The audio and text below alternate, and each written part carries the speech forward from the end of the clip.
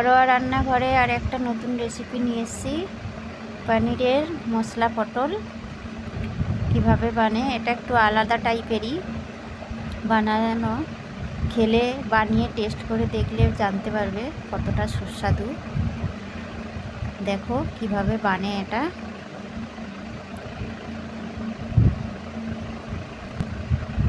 প্রথমে আমি 1 কিলো দুধ নিয়েছি, দুধটাকে ফাটিয়ে নিয়েছি।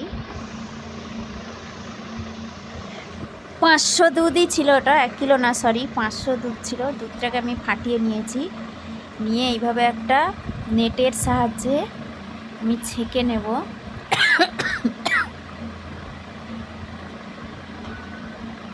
এইভাবে একটা পাত্রের মধ্যে নেটটাকে দিয়ে এইভাবে নেটের সাহায্যে আমি পনিরগুলোকে ছেঁকে নেব।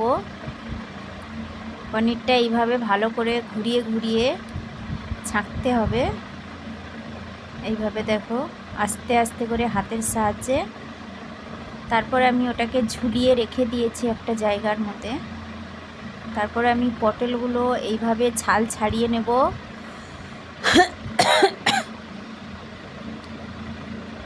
দিয়ে দুপাশের মুখটা এইভাবে কেটে নেব।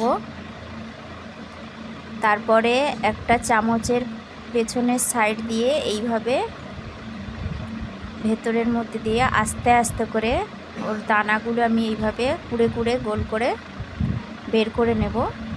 এই পাশটাও আমি ওইভাবেই করব। দেখো এইভাবে ছুরির সাহায্যেও হবে, ছুরির হলে হবে। তারপরে চামচের মুখটা দিয়ে মানে পেছনটা দিয়ে এইভাবে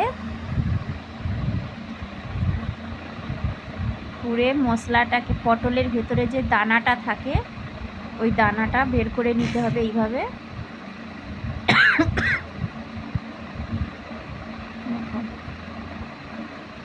ফট করে কিন্তু পড়তে চায় না, ওকে ভালো করে এইভাবে চামচের পেছন দিয়ে এইভাবে বের করাতে হবে।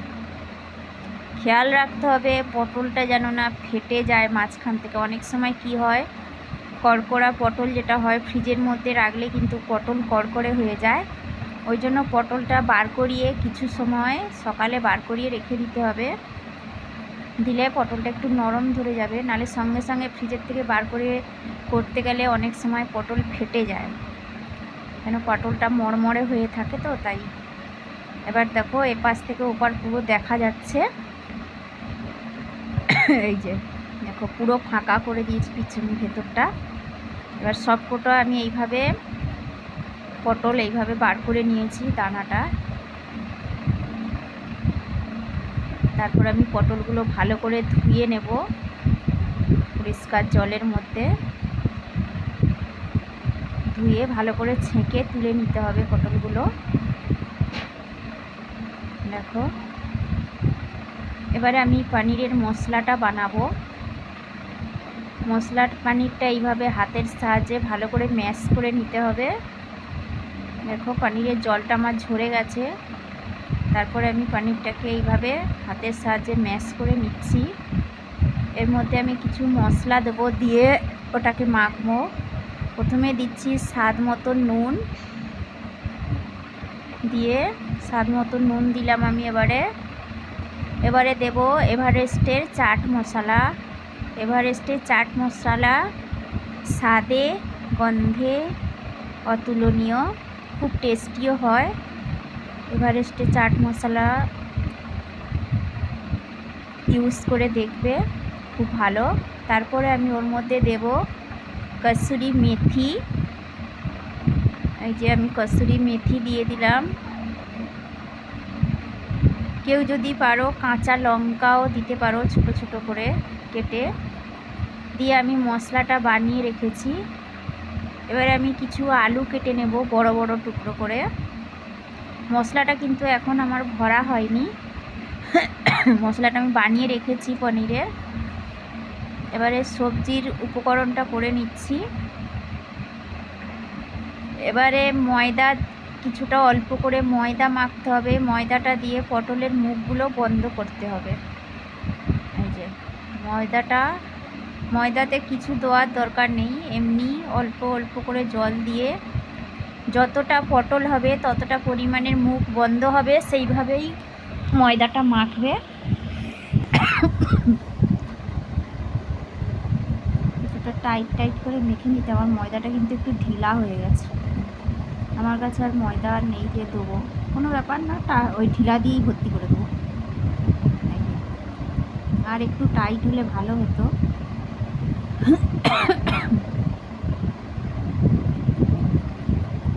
এবারে ছোট ছোট করে আমি লেচিগুলো কেটে নেব। আমার কাছে যতগুলো পটল আছে আমি ততগুলোই লেচি কেটে নেব ছোট ছোট করে।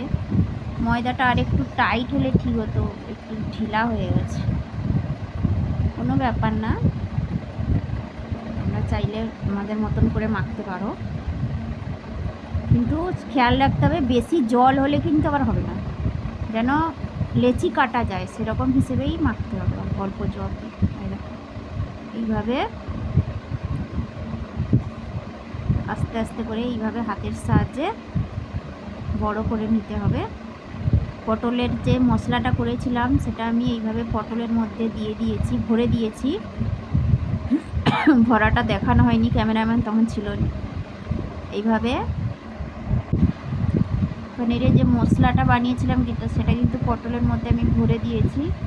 দিয়ে এইভাবে ময়দা দিয়ে মুখগুলো আমি বন্ধ করে দেব দু সাইডেই। এইভাবে দেখো, এইভাবে মুখগুলোকে বন্ধ করে দিতে হবে দুপাশে।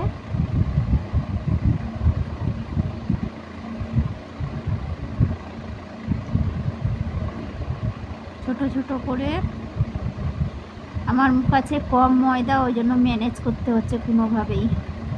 তোমরা কিন্তু ভালো করে ভরবে, ভরে আর ভালো করে মুখটা আটাবে।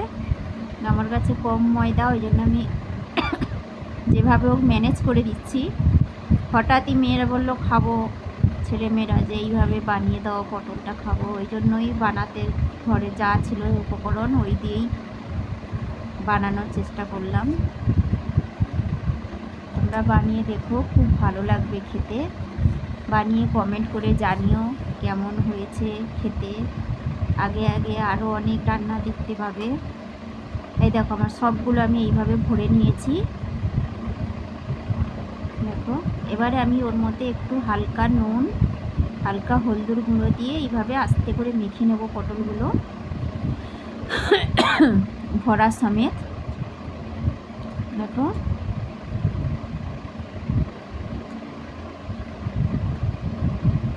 এই যে এইভাবে মাখিয়ে নিয়ে এবার কড়ার মধ্যে আমি তেল দেব। এর ক্ষেত্রে একটু তেলটা বেশি দিতে হবে, যেহেতু পটলগুলো ভাজা হবে। তেলটা ভালো করে গরম হতে হবে।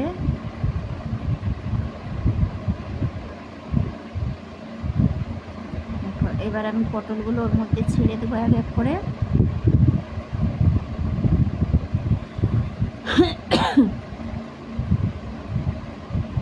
এই যে এক এক করে আমি পটলগুলো ওর মধ্যে দিয়ে দেব, দিয়ে উল্টে পাল্টে পটলগুলো ভেজে নিতে হবে। ভাজার সময় অলরেডি পটলটা সিদ্ধও হয়ে যাবে। দেখো, এইভাবে উল্টে পাল্টে পটলগুলো ভেজে নিতে হবে। এই যে আস্তে আস্তে করে উল্টাতে হবে।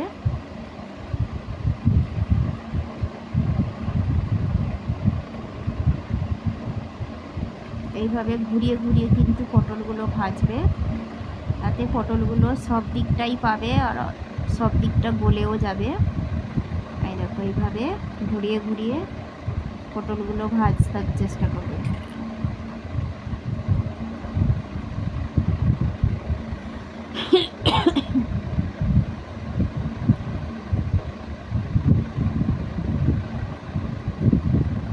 সামান্য একটু ঢাকা দিয়ে দিয়েছিলাম যাতে ভালো করে একটু গলে যায় পটলগুলো। ঢাকাটা খুলে নিয়েছি, অল্প কিছুক্ষণই ঢাকা দিতে হবে।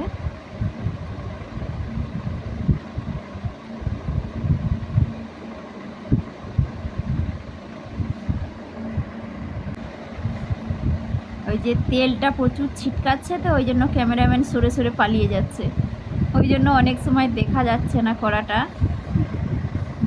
এত তেল ছিটকায় এটাই, কিন্তু ওই জন্য ক্যামেরাটাও একটু দূরে রাখতে হবে ফোনটা, কেন বুঝতেই পারছো আগুনের তাপ, তেলটাও গরম, ছিটকালে হাতে ছলকা পড়ে যাবে। পটলগুলো আমার প্রায় ভাজা হয়েই এসছে, আর এই দেখো একটা পটল লাল হয়ে গেছে, আবার কিছুক্ষণ আমি ঢেকে দেব।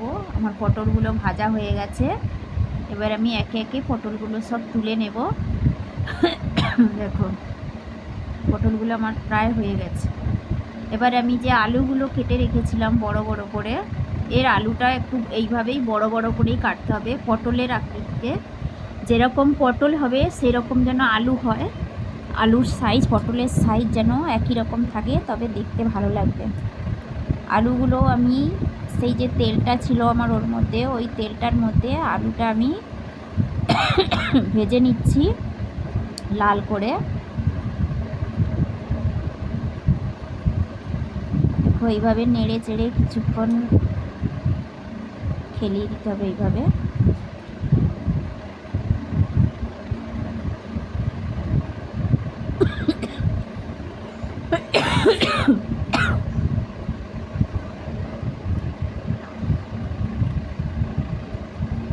এইভাবে নাড়তে থাকতে হবে আলুগুলো। দেখো যেটার গায়ে একটু লাল হবে এইভাবে উল্টে দিতে পারো, চেষ্টা করতে হবে আলুগুলোর গায়ে যেন সবগুলোর মধ্যে একটা ব্রাউন কালার আসে। দেখো এইভাবে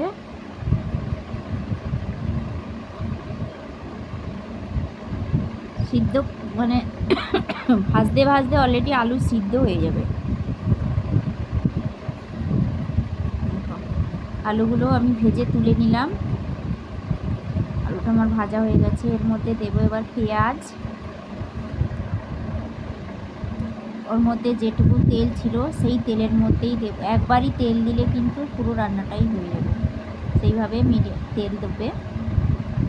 এর মধ্যে আমি দিলাম পেঁয়াজ কুচি, আদা রসুন জিরে ধনে সব একসঙ্গে বাটা আছে,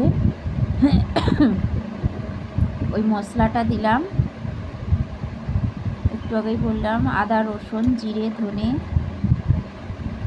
অল্প একটু পেঁয়াজও ওর সঙ্গে বাটা আছে। যেহেতু আমি শিলে মশলা করি ওই জন্য সব একসাথেই বেটে নিই। এর মধ্যে দিয়ে দেবো টমেটো, পেঁয়াজ আর আদা রসুন ধনে জিরে পেঁয়াজ বাটাটা একটু কষা হলেই এর মধ্যে দিয়ে দেব টমেটো কুচি।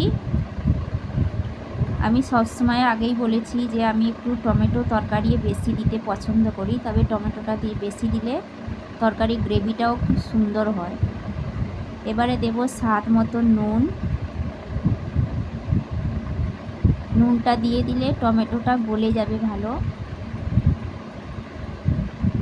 আর পেঁয়াজ বাটার পেঁয়াজের সাথে নুন দিলে কি হয়, তরকারির একটা জল কাটে, যে তরকারি ওই জলটা কিন্তু কাটে না। সবসময় চেষ্টা পেঁয়াজের সঙ্গে যে কোনো মশলা তরকারি। এবার আমি দেব হলদি গুঁড়ো, একটু লঙ্কা গুঁড়ো আর সামান্য একটু জল দিয়ে মশলাটাকে আমি এইভাবে দেখো ভালো করে মশলাটাকে মিশিয়ে দিলাম।